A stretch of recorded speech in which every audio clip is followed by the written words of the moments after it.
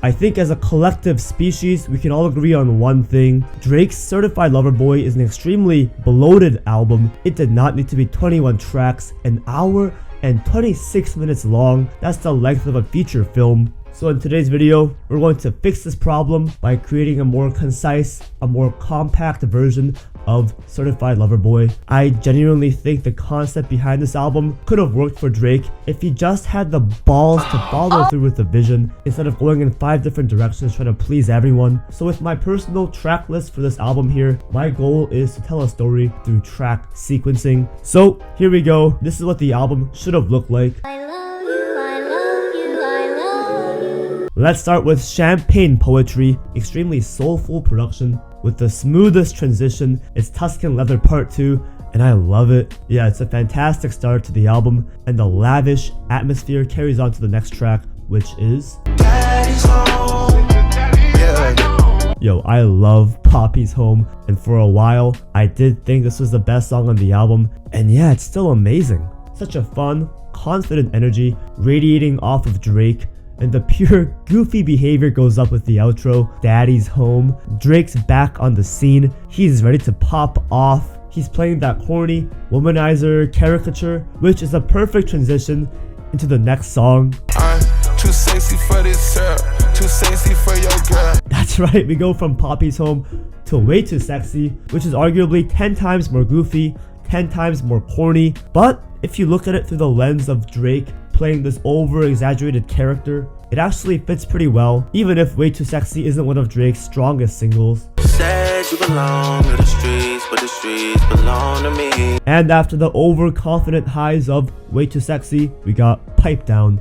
Personally, I love this song. Top 3 on the album, but it also fits with the overall narrative. The song is essentially about a girl that Drake broke up with, who he can't stop thinking about, so he has to write an entire track about her. The production is still very lavish and luscious, but we see Drake slowly plunging into the pitfalls of living this superficial lifestyle. I get along better with your friends. Oh. Get Along Better is a continuation of the previous song. Now that Drake and this girl have ended their relationship, he's expanded his roster to include her friend. What a true city boy. Bye, city boy! You know, he says it's not about revenge, but even he admits it's a little messed up. He knows it's wrong. As a listener, you're not even aware that Drake is falling deeper and deeper into his self-destructive behavior because the song distracts you with this absolutely beautiful and extravagant production. No friends in the industry, my brothers been my brothers, man, you niggas ain't no kin to me, a fact. But it all comes crashing down with no friends in the industry, which officially marks the halfway point of the album. Drake is feeling paranoid, a bit angry, like he can't trust anyone in the music industry. He always has to be careful of what he says. See, I was a young angel, but these nice guys turned me evil. He used to be innocent and naive, but he's learned his lessons. He has to draw a line between his brothers and his enemies. To me, it's the turning point on the album. How much better can I show my love for you? YEBBA'S Heartbreak is a cute interlude that has actually grown on me while making this video. Originally, I was gonna have it go from no friends in the industry straight to fair trade, but I think YEBBA'S Heartbreak provides a moment of introspection and clarity for Drake. It's like he was feeling overwhelmed from the past 3 tracks, so he brings in Yebba to sing for him. It's a break from all the chaos, but eventually Drake has to come back and evolve. Feeling young, but they treat me like the OG. And fair trade is that step in the right direction. He's losing friends, but finding peace. It's a great banger. The energy is less corny and superficial, but more genuine and confident. I wanted you to raise my mind. And then we get the climax of CLB, Race My Mind, where Drake's relationship problems actually reach a climax. His girl's out clubbing, intoxicated. Drake wants her to come home, but all he gets back from her is a text that says K Shore.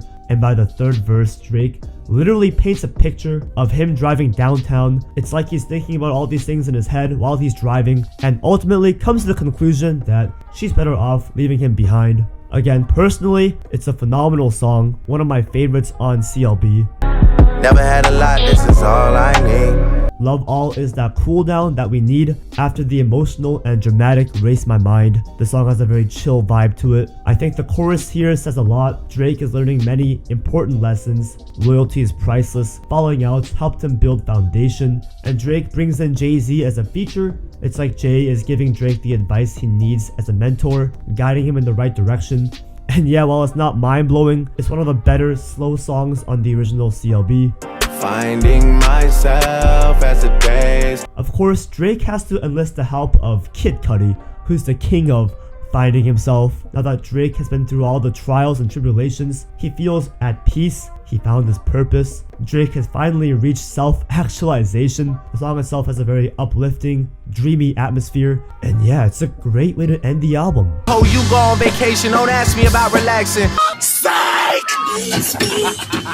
Now, we can't finish it off like that, on a sad note. We gotta turn up. And what better way to celebrate than with Rick Ross and Lil Wayne on You Only Live Twice. Amazing, soulful production, sensational verses from Ross and Wayne, and a great motivational, celebratory vibe. What more can you ask for? It's a much better closer than the actual closer, The Remorse, which is a huge pile of boring dog. I've been losing friends and finding peace, but honestly that sound like a fair trade to me. Anyways, that is my personal track list for Certified Lover Boy, and I genuinely think this is 10 times, 20 times, 50 times better than the original. 12 tracks, very compact, just over 46 minutes. But guys, let me know what you think in the comments below. What tracks would you add or subtract? And what other albums do you think need to be shortened for the sake of improving our lives and saving time? Love you. Make sure you like and subscribe. Peace out.